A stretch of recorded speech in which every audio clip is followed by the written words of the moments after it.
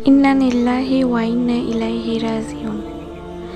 আজ বুকের ভেতরটা ভারী, কথাগুলো মুখ থেকে বের হতে চায় না, তবুও বলতে হয়, কারণ কিছু মানুষ নীরবে চলে গেলে নীরব থাকাটাও যেন অন্যায় হয়ে যায়। উসমান হাদি। তিনি ছিলেন না শুধু একজন বক্তা, তিনি ছিলেন অনেক ভাঙা মানুষের শেষ আশ্রয়।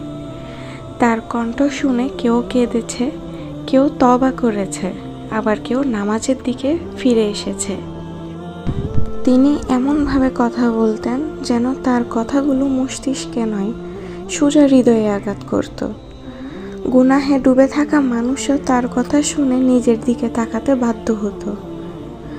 আজ তিনি নেই, এই কথাটা মানতে কষ্ট হয়, কারণ কিছু মানুষ চলে গেলে শূন্যতা শুধু জায়গায় নয়, পুরো সময়টাকে গ্রাস করে। হে আল্লাহ রাব্বুল আলামিন, তুমি জানো, তিনি তোমার দ্বীনের কথা বলতেন, তোমার ভয় দেখাতেন, তোমার রহমতের আশাও দিতেন।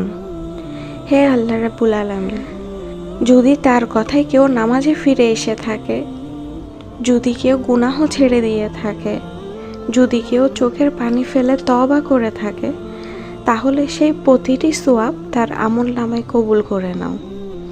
হে আল্লাহ, আমরা জানি তিনি নিখুঁত ছিলেন না, আমরাও নই, তাই তার ভুলগুলো ক্ষমা করে দাও। তার কবরকে জান্নাতের বাগান বানিয়ে দাও, তাকে জান্নাতুল ফেরদৌস নসিব করো। আজ আমরা কাঁদি, কারণ তিনি আমাদের আখিরাতের কথা মনে করিয়ে দিতেন। আজ তার চলে যাওয়া আমাদের নিজেদের মৃত্যুকেই যেন মনে করিয়ে দিচ্ছে। হে আল্লাহ, আমাদেরকে এমন মৃত্যু দিও যেন মানুষ আমাদের কথা শুনে তোমার দিকে ফিরে আসে। ইন্না লিল্লাহি ওয়া ইন্না ইলাইহি রাজিউন। মৃত্যু সত্য, আর এটা মানতে কষ্ট হলেও এটাই আমাদের চিরন্তন সত্য।